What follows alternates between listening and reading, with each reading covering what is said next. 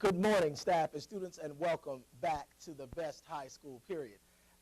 Just wanted, first of all, just wish everybody the best as far as recovering from Hurricane Sandy. I hope everyone has power, that there was no serious injuries or anything that occurred within your homes or with your families, and that we're all moving forward after having Hurricane Sandy have passed its way. And we keep in our thoughts and prayers those in New Jersey and New York that are really suffering from the brunt of Hurricane Sandy and its aftermath.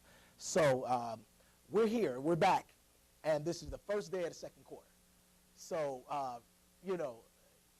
first let me just say congratulations to all of those of you who did extremely well first quarter. I know that you know already, even before you received your grades, if you've done well or not, because in order to do well, you have to have some good habits and good practices in place in order to do academically well. So congratulations to those of you who did well first quarter. For those who did not, it's very important that you start to embed some good academic practices within your daily routines in order to ensure that it improves. Now, you know that the way the numeric system works, your first quarter grades can have a severe impact on your second quarter grades. That could be for good or for worse. For example, if you got a 95 first quarter and then you don't have as good of a second quarter, let's say that you got a 65 second quarter. Well, you take that 95 and that 65, that adds up to 160. You take the average of 160, that's 80. That's 80 points. So for the first two quarters, you have an average of a B still, even though you got a 95 and a 65. Conversely, if you did not do well first quarter, let's say that you got a 40 first quarter. If you got a 40 first quarter and you turn around and got an 80 second quarter, you add those two up, that's 80 plus 40, which is 120. Divide that by 2, that's a 60 average, which means you're still just barely passing. So you have really got to lock into ensuring that if you didn't do well first quarter, that you're committed to doing what's necessary to be successful during the second quarter. So this morning I want to talk about some good habits that will support your achieving academically for the second quarter.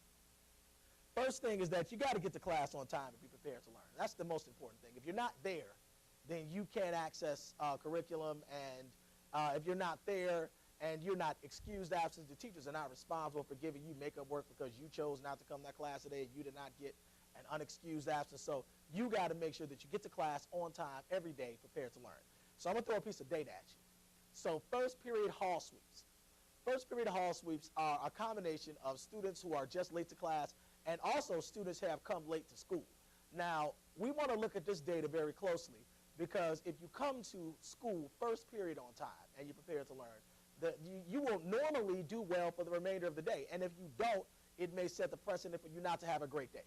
So just first period hall sweeps, just last week alone, there were 480 passes given during first period hall sweep alone. There was an average of 120 passes per day for students that were either late to class or coming late to school during first period. Now that number's got to get better. And every week I will report back to you on that number. And if it improves, then we'll set ourselves up to having that winter homecoming that you guys have been asking me about. So remember, the first week it was 120 per day. This week we'll only be measuring 3 days because we only have Wednesday, Thursday, and Friday. And next week, next Monday, I'll come back with you and I'll give you the average for this week. And I'd better see some improvement. That means that you need to get yourselves up in the morning and get to school. Get on that bus. If your bus is running a little late, you need to make sure that you go to class first before you even go to your locker to let your teacher know that you're here, and then get a pass for them to go to your locker. So we need to make sure that we get into class on time and be prepared to be successful. The second part of that is that we need to complete all assignments and keep up with grades through school max. So this does not mean the mad rush that we experienced the last 2 weeks of the quarter, last quarter, when everybody's running up to me and the other administrators. And to the teachers say, what can I do, what can I do? If you are maintaining a vigilant watch on your grades throughout the quarter, then you don't have those issues during the last 2 weeks. So make sure that you're turning in assignments and that you're monitoring school max to make sure that your grades reflect your effort. So that means that if you're working hard, then that should be reflected on school max through your submission of assignments as well as your passing of tests and quizzes. So that's the second point, is to complete all assignments and monitor your grades through school max. final point is that you need to schedule time every day, to study. Now, that means that even if you don't have an assignment due, you can spend some time going over the notes that you took over that class, studying the area of content in which you all are going over in that classroom, that you're spending some time every day with all of your courses so that you make sure that you know what's being taught in the classroom and you know what the expected outcomes are. So that's the third and most important part, is that you schedule time each day in order to study. So get to class on time, complete all your assignments, and spend some time studying every day. And I guarantee that you will see an improvement in your grades. And remember, we got to go down from our 120 first period hall sweep passes per day. We need to see a decrease in that number every week.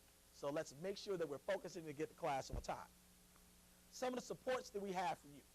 First of all, the library is open now on Mondays, Tuesdays, and Thursdays until 4 o'clock.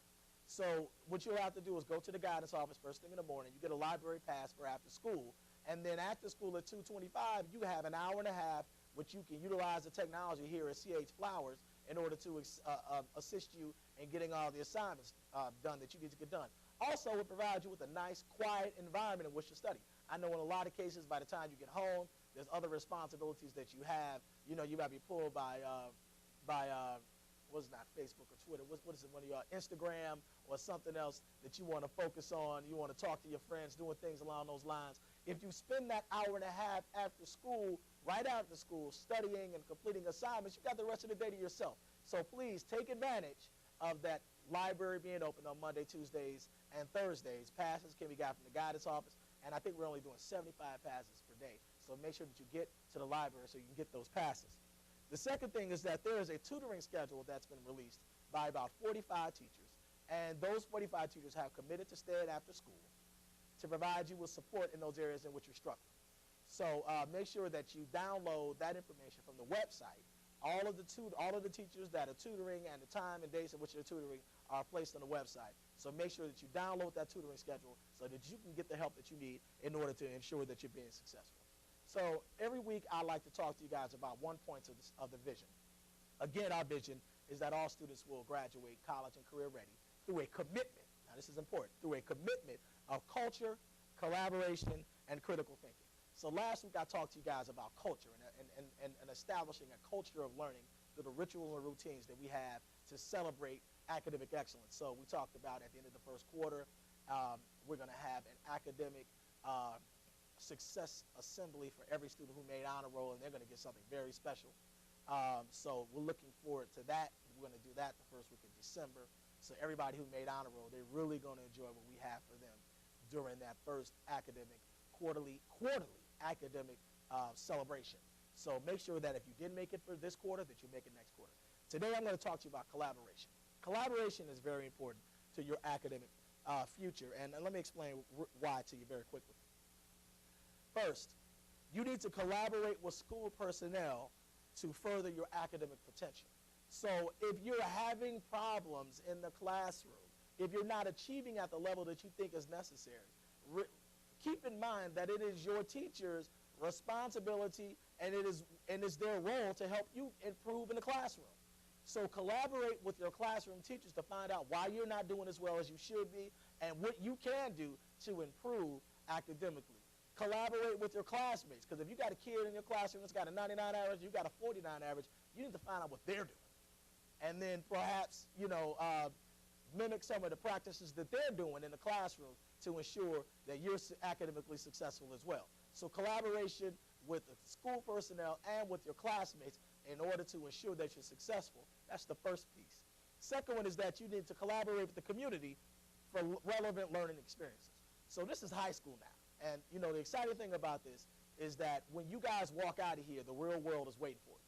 And that's good news, because if you're ready for it, if you're prepared for the real world, then you'll be able to take it by storm and do extremely well. So you get ready for the real world by practicing some real world, real life, real experiences here while in school. And we have a couple of things that we're working on now and things that we have in place that can help support that. The first thing is that we're going to be expanding our internship program. especially for our science and tech students, so that we ensure that each of our science and tech students have an opportunity for internship. We're also going to be working on expanding internship opportunities and job opportunities for our kids that are not in the science and tech program, because I think it is important that every child has an opportunity to have a relevant learning experience, especially during their senior year in high school. So when you start thinking about going out and getting jobs, don't think about just going to the CVS and getting a job working on the counter. That's noble. There's nothing wrong with cooking fries at McDonald's right now. That's noble as well. But you also need to start thinking about getting jobs that are aligned with your career choices. So if you want to be a pharmacist when you grow up, then, you know, maybe getting a job as the pharmacy tech at CVS is a good idea. You know, so you want to make sure that you're aligning your opportunities now with what you want to do with life. The other point is that we really want to push concurrent enrollment. So what's a concurrent enrollment? Concurrent enrollment, especially for our juniors and seniors, occurs when you are enrolled not just here at CH Flowers, but also at community college, at the Prince George's Community College, where you can get, at a reduced rate, college credit. So when you get ready to walk out of here after your senior year, you'll already have college credit that you can take care of, and you don't have to worry about paying for it. Now, that may not be important to you, but trust me, it's very important to your parents. So make sure that you are looking at concurrent enrollment opportunities. I know we have a partnership with Capital College for kids that are in our engineering programs to actually take free college courses through our concurrent enrollment process with Capital College. We're looking at expanding that to Bowie State University, Howard University, University of Maryland, and also we have a existing concurrent partnership with Prince George's Community College. So we're going to be looking at doing things that can help you perhaps get transportation to PG and things along those lines, so that you can take classes during the half day that you're here as seniors. You can take classes here in the morning and maybe classes at PG Community College in the afternoon. So concurrent enrollment is very important, and that goes along with collaborating with the community for relevant learning experiences.